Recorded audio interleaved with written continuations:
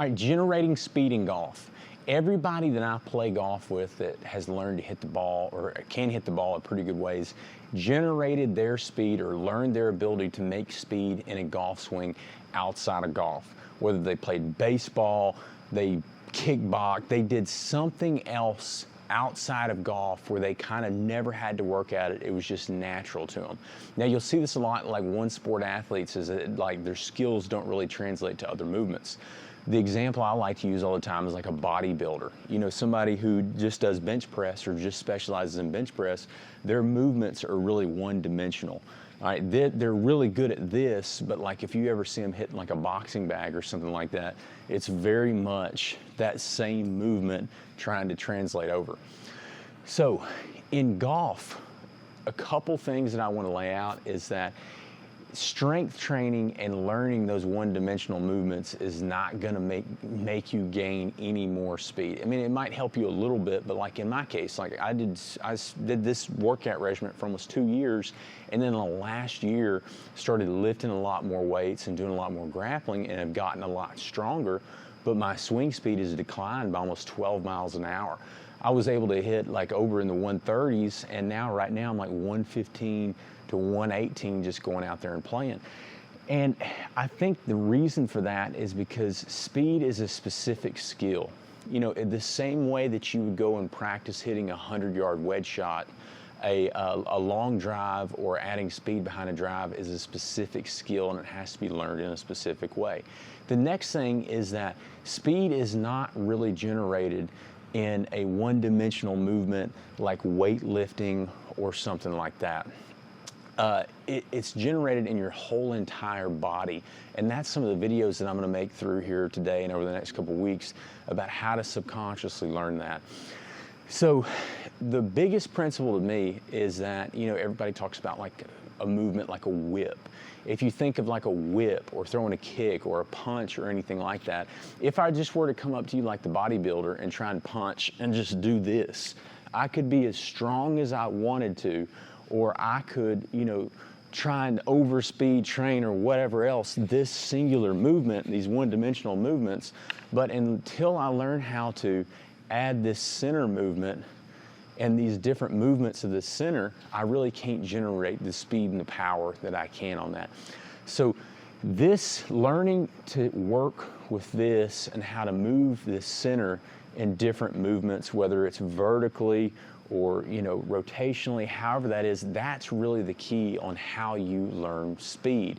And once you learn how to do that, weightlifting doesn't really matter at all. I mean, you know, the way I look at it is I'm over here in my gym. This area back in here with the weights, this is for longevity. This is for me to fight time and maintain my body as long as I can. You know, we'll come and do some videos over here earlier, is that these are my slam walls and some different things. This is where I actually generate speed and practice the skill, practice the movements of maintaining my center and really the core of speed. And then this area right here is where I actually practice generating speed with a golf club. And that's something you have to really remember and kind of understand, is that speed is a skill just the same as any other sport or any other aspect of golf, is that it can be learned, but very, very few people go out there and actually practice generating speed. It's a lot easier to get good with wedges because you can actually see your target, you can see how close you're hitting it, and you can get feedback. And a lot of people will go out there to the driving range and say, okay, I want to hit the ball further. I'm going to get speed sticks. I'm going to go through here and just overspeed. And they hit these golf shots, or they swing the golf club with like no feedback. And that's almost as detrimental in my mind, if not more detrimental, than just lifting weights and thinking that's going to translate, because you're doing these with no feedback. It'd be like hitting, you know, hitting wedges and not knowing how far they're going. Learning to carry this club a long ways is the same as learning how to hit flighted wedge shots or do that. There's a specific movement to it. Now the best thing about it is that this movement translates to all aspects of your game, and the worst thing about it is that this movement translates to all aspects of your game. So before you really do any type of speed training, you really have to understand like whatever program you're working at, because I got into a Drive 400 program, which is a fantastic program specifically for swing speed.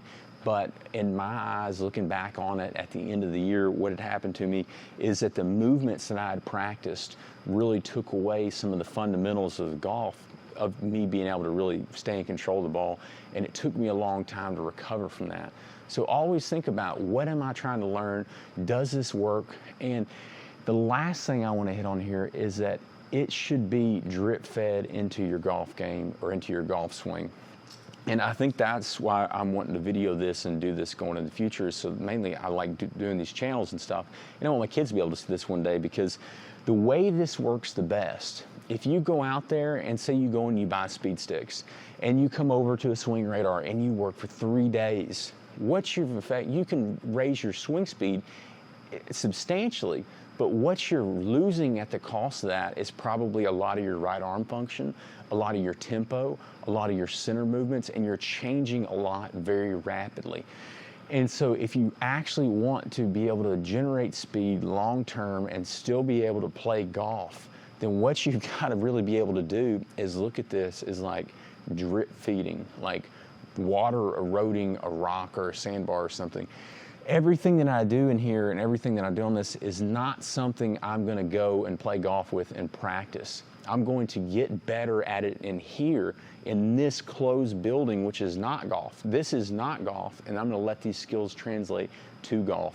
Because kind of the mentality of really raising your speed in golf, which I think is one of the best ways to do it, is to raise your max. Now think about this, like if you swing at 85% all the time, and your absolute max is 100 miles an hour, you're going to swing and play at 85 miles an hour.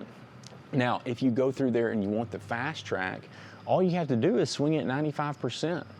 And what you're going to do, your max is still 100, but now you're swinging at 95. The problem is you lose control, you lose tempo, you lose your ability to consistently play. So the way that I look at this is I want to increase my max while still maintaining and playing with the percentage that I can where I can control a shot. So I'm not worried about learning how to swing at 95%. What I'm worried about doing is gaining the skills and the movement and my max can go from 100 miles an hour to 115 miles an hour. Now you take the 85% of 115 miles an hour and that's your playing speed. Now you're still in really good control of it. You can still play, your tempo's still there, your movements are just getting faster, and it's a lot easier to play. So that's probably one of my biggest pieces of advice on this, is that speed really comes from being able to manipulate your center and learning the movements, and not just here. I mean, this actually starts in my toes. Then it goes to speed as a skill and it has to be something that you actually practice. The same way that if you wanted to get really good at wedges over a 6-month time, what are some drills and what are the feedback you'd want from that? The next is that it is slowly drip fed into your golf swing, and the fact that you're not actively going out there and trying to swing faster. Over a certain amount of time, it will slowly happen. If you just want to go increase your max and increase the percentage of what you swing, it's going to be probably detrimental to your game. So thanks for tuning in. Hope you watch the rest of this channel. This channel is specifically developed for how I train in swing speed. It's not gonna have any type of mechanics or anything out there that I'm teaching. I'm not claiming to know the golf swing. All I'm knowing to claim is that how to teach your body how to manipulate its center and how to generate speed and how to practice the skill of creating speed.